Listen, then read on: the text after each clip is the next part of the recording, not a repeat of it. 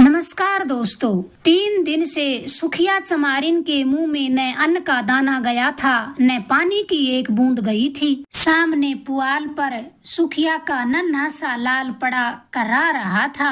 आज 3 दिन से उसने आंखें न खोली थी। कभी वह उसे गोद में उठा लेती, कभी पुआल पर सुआ देती।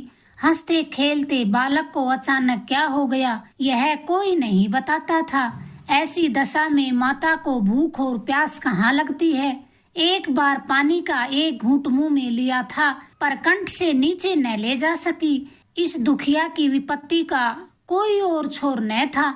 साल भर के भीतर 2 बालक गंगा की गोद में सौंप चुकी थी। पतिदेव पहले ही सिधार चुके थे। अब उस अभागिन के जीवन का आधार सहारा जो कुछ भी था वह यही बालक ही था। हाय ईश्वर, क्या इसे भी इसकी गोदी से छीन लेना चाहते हैं। यह कल्पना करते ही माता की आंखों से झरझर आंसू बहने लगते थे। इस बालक को वह क्षण भर के लिए भी अकेली न छोड़ती थी। उसे साथ लेकर घास छीलने जाती, घास बेचने बाजार जाती तो बालक उसकी गोद में ही रहता था। उसके लिए उसने नन्ही सी खुरपी और नन्ही सी खांची भी बनवा दी थी। लड़का माता के साथ घास छीलता और फिर गर्व से कहता, अम्मा हमें भी बड़ी सी खुरपी बनवा दो, हम बहुत सी घास छीलेंगे, तुम द्वारे पर बैठी रहना, अम्मा मैं ही घास बेचाऊंगा। माँ पूछती, तो फिर मेरे लिए क्या लेकर आओगे बेटा। बेटा लाल लाल साड़ी लाने का वादा करता, अपने लिए बहुत सा गुड़ लाना चाहता था। वे ही भोली भोली बातें इस समय याद आकर माता के हृदय को सूल के समान बेंध रही थी। जो बालक को देखता यही कहता कि इसे किसी की बुरी नजर लगी है, पर किसकी नजर लग सकती है। इस विधवा का भी संसार में कोई बैरी हो सकता है। अगर उसका नाम मालूम हो जाता तो सुखिया जाकर उसके चरणों पर गिर पड़ती और बालक को उसकी गोद में रख देती। क्या उसका हृदय दया से न पिघल जाता। पर नाम कोई नहीं बताता। हाय किससे पूछे, क्या करे। 3 पहर रात बीत चुकी थी। सुखिया का चिंता व्यथित चंचल मन कोठे कोठे दौड़ रहा था। किस देवी की शरण में जाए, किस देवता की मनौती करे।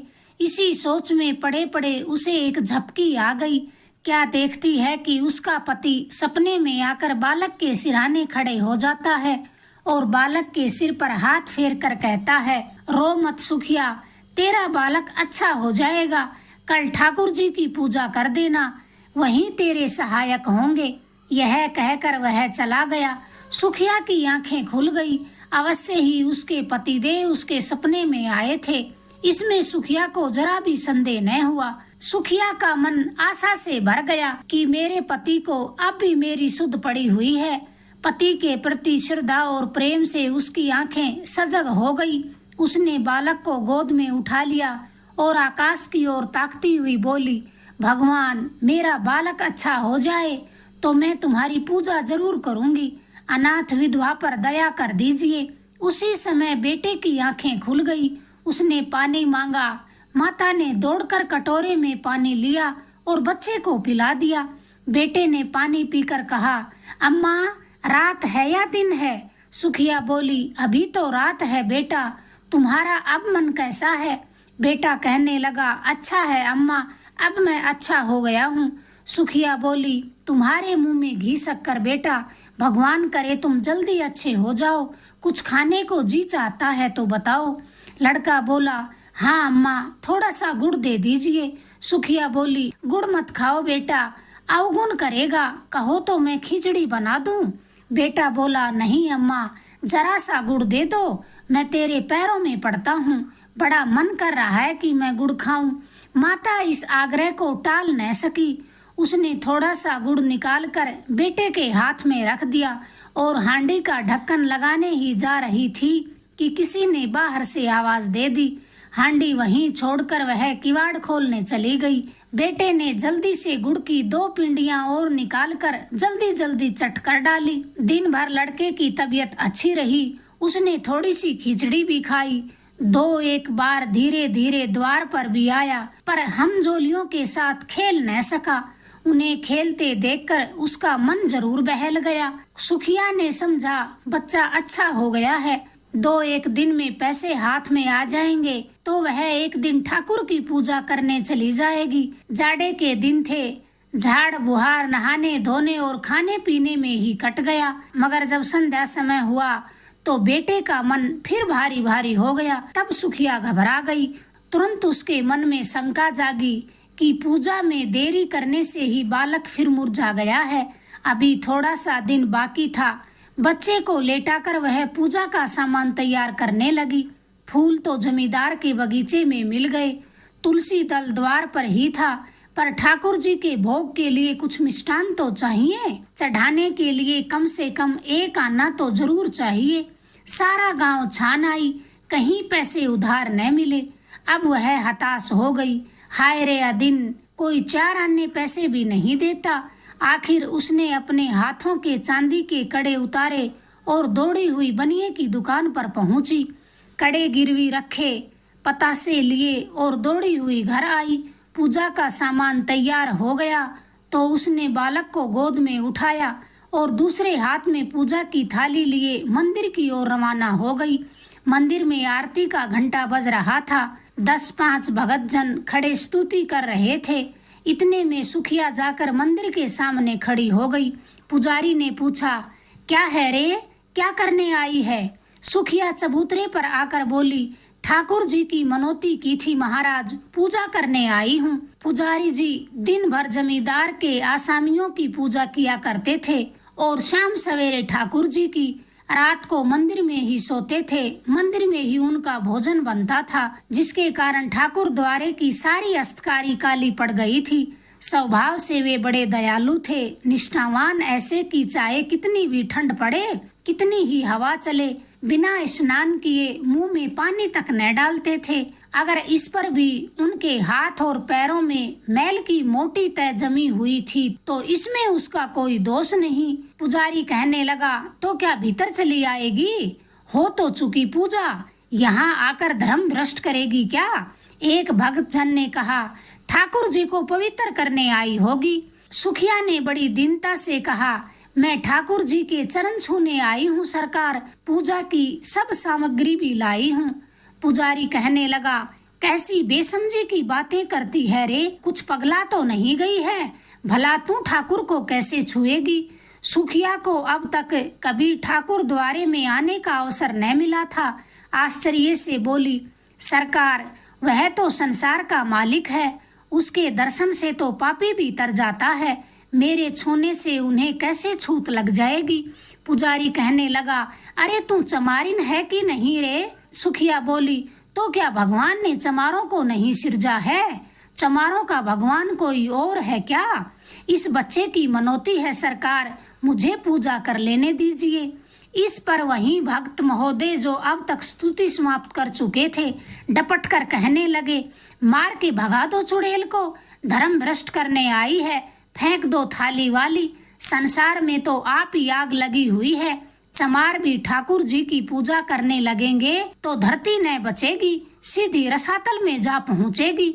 दूसरे भक्त वहां से बोले, अब बेचारे ठाकुर जी को भी चमारों के हाथ का भोजन करना पड़ेगा। अब परले होने में कोई कसर नहीं है। ठंड पड़ रही थी, सुखिया खड़ी कांप रही थी और यहाँ धर्म के ठेकेदार लोग समय की गति पर आलोचनाएं कर रहे थे। बच्चा मारे ठंड के उसकी छाती में घुसा जा रहा था, किंतु सुखिया वहां से हटने का नाम न ले रही थी। ऐसा मालूम होता था कि उसके दोनों पांव भूमि में गड़ गए हैं। रह रहकर उसके हृदय में ऐसा उफान उठता कि जाकर ठाकुर जी के चरणों में गिर पड़े। ठाकुर जी क्या इन्हीं के हैं? हम गरीबों का उनसे कोई नाता नहीं है। ये लोग होते ही कौन है रोकने वाले? पर उसे यह भय हो रहा था कि इन लोगों ने कहीं सचमुच थाली वाली फेंक दी तो क्या करूंगी। दिल में ऐंठ कर रह गई थी। सहसा उसे एक बात सूझी। वह वहां से दूर जाकर एक पेड़ के नीचे अंधेरे में छिपकर इन भक्त जनों के जाने की राह देखने लगी। आरती और स्तुति के पश्चात भक्त जन बड़ी देर तक श्रीमद् भगवत का पाठ करते रहे। उधर पुजारी जी ने चूल्हा जलाया और खाना पकाने में लग गए। चूल्हे के सामने बैठे वे हूं हूं करते जा रहे थे और बीच बीच में टिप्पणियां भी करते जा रहे थे। 10 बजे रात तक कथा वार्ता होती रही और सुखिया वृक्ष के नीचे खड़ी रही। सारे भक्त लोग एक एक करके अपने घरों की राह लेने लगे। पुजारी जी अकेले रह गए। अब सुखिया आकर मंदिर के बरामदे के सामने खड़ी हो गई, जहां पुजारी जी आसन जमाए मधुर संगीत सुनने में मग्न थे। पुजारी जी ने आहट पाकर गर्दन उठाई तो सुखिया को खड़े देखा। चीढ़ कर बोला, क्या रे, तू अभी तक यहीं खड़ी है? सुखिया ने थाली जमीन पर रख दी और एक हाथ फैलाकर भिक्षा प्रार्थना करती हुई बोली, महाराज जी, मैं अभागिन हूँ। यही बालक मेरे जीवन का सहारा है। मुझ पर दया कीजिए। 3 दिन से इसने सिर नहीं उठाया है। तुम्हें बड़ा जस होगा महाराज जी, मुझे पूजा कर लेने दीजिए। यह कहते कहते सुखिया रोने लग गई। पुजारी जी दयालु तो थे, पर चमारिन को ठाकुर जी के समीप जाने देने का घोर पाप वे कैसे कर सकते थे? न जाने ठाकुर जी इसका क्या दंड दें। आखिर उसके भी तो बाल बच्चे थे। कहीं ठाकुर जी कुपित होकर सारा गांव का सर्वनाश न कर दें। कहने लगे, घर जाकर भगवान का नाम ले, तेरा बालक अच्छा हो जाएगा। मैं यह तुलसी दल देता हूँ, बच्चे को खिला देना, चरणामृत इसकी आंखों में लगा देना। भगवान चाहेंगे तो तुम्हारा बेटा जल्दी ठीक हो जाएगा। सुखिया कहने लगी, महाराज जी, क्या ठाकुर जी के चरणों में न गिरने दोगे? बड़ी दुखिया हूँ। उधार काट कर पूजा की सामग्री जुटाई है। मैंने कल सपना देखा था महाराज जी। मेरे पति ने सपने में कहा, ठाकुर की पूजा कराना, तेरा बालक अच्छा हो जाएगा। तभी तो दौड़ी आई हूँ, वरना इससे पहले मैं क्या कभी आई थी? मेरे पास 1 रुपया है, वह भी चाहे मुझसे ले लो, पर मुझे एक क्षण भर के लिए ठाकुर के चरणों में गिर लेने दीजिए। 1 रुपए के प्रलोभन ने पंडित जी को एक क्षण के लिए विचलित कर दिया, किंतु मूर्खता के कारण ईश्वर का भय उसके मन में कुछ न कुछ बाकी था। संभल कर बोले, अरे पगली, ठाकुर जी भक्तों के मन का भाव देखते हैं कि चरणों पर गिरना देखते हैं? सुना नहीं, मन चंगा तो कठौती में गंगा।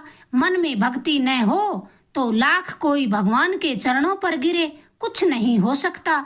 मेरे पास एक जंतर है, दाम तो उसका बहुत है, पर तुझे 1 ही रुपए में दे दूंगा। उसे बच्चे के गले में बांध देना, बस कल तक तुम्हारा बच्चा ठीक हो जाएगा। सुखिया फिर बोली, ठाकुर जी की पूजा न करने दोगे महाराज? पुजारी कहने लगा, तेरे लिए इतनी ही पूजा बहुत है। जो बात कभी नहीं हुई वह आज मैं कर दूं, और गांव पर कोई आफत विफत आ पड़े तो क्या हो जाए, जरा इसकी भी तो सोचो। तू यह जंतर ले जा, भगवान चाहेंगे तो रात भर में ही तुम्हारे बच्चे का कलेश कट जाएगा। किसी की बुरी नजर पड़ गई है भी तो ये बड़ा चंचल, मालूम होता है जैसे क्षत्रिय वंश का लड़का हो। सुखिया बोली, महाराज, जब से इसे जवर है मेरे प्राण अटके हुए हैं। पुजारी बोला, बड़ा होनहार बालक है, भगवान इसे जल्दी ठीक कर देगा, तेरे सारे संकट हर लेगा। सुखिया कहने लगी, तो महाराज इस जंतर को कैसे बांधूंगी? पुजारी बोला, मैं कपड़े में बांध कर देता हूँ, बस इसे फिर गले में बांध देना। इस समय तू अब और नया कपड़ा कहाँ से लेकर आएगी? सुखिया ने 2 रुपए पर कड़े गिरवी रखे थे।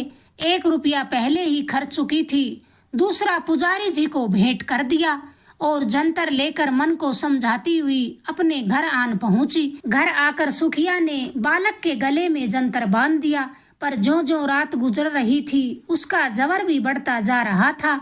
यहाँ तक कि 3 बजते बजते उसके हाथ पांव शीतल होने लगे।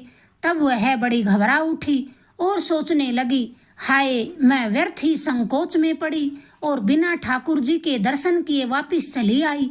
अगर मैं अंदर चली जाती और भगवान के चरणों में गिर पड़ती तो कोई मेरा क्या बिगाड़ लेता? यही ना होता कि लोग मुझे धक्के देकर निकाल देते, शायद मारते भी, पर मेरा मनोरथ तो पूर्ण हो जाता। यदि मैं ठाकुर जी के चरणों को अपने आंसुओं से भिगो देती और बच्चे को उसके चरणों में लिटा देती तो क्या उन्हें दया न आती? वे तो दयामय भगवान हैं, दीनों की रक्षा करते हैं, क्या मुझ पर दया न करते? यही सोचकर सुखिया का मन अधीर हो उठा। नहीं, अब देरी करने का समय नहीं है। वह अवश्य जाएगी और ठाकुर के चरणों पे गिरकर रोएगी। उस अबला के आशंकित हृदय का अब इसके सिवा और कोई सहारा भी न था। मंदिर के द्वार बंद होंगे तो वह ताले को तोड़ डालेगी। ठाकुर जी क्या किसी के हाथों बिक गए हैं कि उन्हें कोई बंद करके रखे। रात के 3 बज गए थे। सुखिया ने बालक को कंबल से ढांपकर गोद में उठा लिया, एक हाथ में थाली उठाई और मंदिर की राह पकड़ ली। घर से बाहर निकलते ही ठंडी हवा के झोंकों से उसका कलेजा कांपने लगा। ठंड से पांव शिथिल हुए जा रहे थे। ऊपर से चारों ओर अंधकार था। रास्ता 2 फरलांग से कम न था। पगडंडी वृक्षों के नीचे नीचे गई थी। कुछ दूरी दाहिनी ओर एक पोखर भी था। कुछ दूर बांस की कोठियां। पोखरे में एक धोबी मर गया था और बांस की कोठियों में चुड़ैल भी रहती थी। बाईं ओर हरे भरे खेत थे। चारों ओर सन सन हो रहा था। अंधकार साए साए कर रहा था। सहसा गीदड़ों ने कर्कश स्वर में हुआ हुआ करना शुरू कर दिया। हाय, अगर कोई उसे 1 लाख रुपए देता तो भी वह इस समय न आती। पर बालक की बीमारी सारी शंकाओं को दबाए हुए थी। हे भगवान, अब तुम्हारा ही आसरा है। यह जपती हुई सुखिया मंदिर की ओर चली जा रही थी। मंदिर के द्वार पर पहुंचकर सुखिया ने जंजीर टटोल कर देखी तो उस पर ताला पड़ा हुआ था। पुजारी जी बरामदे में मिली हुई कोठरी में किवाड़ बंद करके सोए हुए थे। चारों ओर अंधेरा छाया हुआ था। सुखिया चबूतरे के नीचे से एक ईंट उठाकर लाई और जोर जोर से ताले पर पटकने लगी। उसके हाथों में न जाने इतनी शक्ति कहां से आ गई थी। 2-3 चोटों में ही उसने ताले को तोड़ दिया। सुखिया ने द्वार खोल दिया और अंदर ही जाना चाहती थी कि पुजारी किवाड़ खोलकर हड़बड़ाए हुए से बाहर निकल आए और चोर चोर का गुल मचाते हुए गांव की तरफ दौड़े। जाड़ों में पराए पहर रात रहे ही लोगों की नींद खुल जाती है।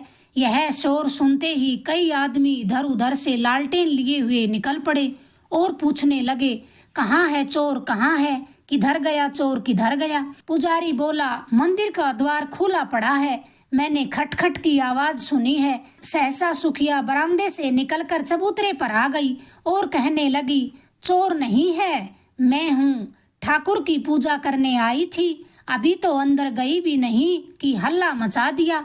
पुजारी ने कहा, अब अनर्थ हो गया। सुखिया मंदिर में जाकर ठाकुर को भ्रष्ट कर आई है। फिर क्या था, कई आदमी झल्लाए हुए लपके और सुखिया पर लातों और घूसों की मार पड़ने लगी। सुखिया एक हाथ से बच्चे को पकड़े हुए थी और दूसरे हाथ से उसकी रक्षा कर रही थी। तभी अचानक एक बलिष्ठ ठाकुर ने उसे इतनी जोर से धक्का दिया कि बालक उसके हाथ से छूटकर जमीन पर गिर पड़ा। मगर वह न रोया, न बोला, न सांस ली। सुखिया भी गिर पड़ी। संभल कर बच्चे को उठाने लगी तो उसके मुख पर नजर पड़ी। ऐसा जान पड़ रहा था मानो पानी में परछाई हो। उसके मुख से एक चीख निकल गई। बच्चे का माथा छूकर देखा, उसकी सारी देह ठंडी हो गई थी। एक लंबी सांस खींचकर वह उठ खड़ी हुई। उसकी आंखों में आंसू न थे। उसका मुख क्रोध की ज्वाला से तमतमा उठा। आंखों से अंगारे बरसने लगे। दोनों मुठियां बंध गई। दांत पीसकर बोली, पापियों, मेरे बच्चे के प्राण लेकर दूर क्यों खड़े हो? मुझे भी क्यों नहीं मार डालते? मेरे छू लेने से ठाकुर जी को छूत लग गई। पारस को छूकर लोहा सोना होता है, पारस लोहा नहीं हो जाता। मेरे छूने से ठाकुर जी अपवित्र हो जाएंगे। मुझे बनाया तो उन्हें छूत नहीं लगी। लो, अब कभी ठाकुर को छूने नहीं आऊंगी। ताले में बंद रखो और पूरा पहरा बिठा दो। हाय, तुम्हें दया भी न छू गई। तुम इतने कठोर हो, बाल बच्चे वाले हो, तुम्हें एक अभागिन माता पर भी दया न आई। ऊपर से धर्म के ठेकेदार बनते हो। तुम सब के सब हत्यारे हो, निपट हत्यारे हो। डरो मत, मैं थाना पुलिस भी नहीं जाऊंगी। मेरा न्याय स्वयं भगवान करेंगे। अब उन्हीं के दरबार में जाकर मैं फरियाद करूंगी। वहाँ पास खड़े लोगों में से किसी ने चूं तक न की। पाषाण मूर्तियों की भांति सब के सब सिर झुकाए हुए खड़े थे। इतनी देर में सारा गांव जमा हो गया। सुखिया ने एक बार फिर बालक के मुंह की ओर देखा, फिर मुंह से निकला, हाय मेरे लाल। फिर वह मूर्छित होकर गिर पड़ी। प्राण निकल गए। बच्चे के लिए माँ ने प्राण दे दिए। माता, तू धन्य है, तुझ जैसी निष्ठा, तुझ जैसी श्रद्धा, तुझ जैसा विश्वास देवताओं में भी दुर्लभ है। अगर आपको ये कहानी पसंद आई, प्लीज चैनल को लाइक करें, शेयर करें, सब्सक्राइब करें। धन्यवाद दोस्तों।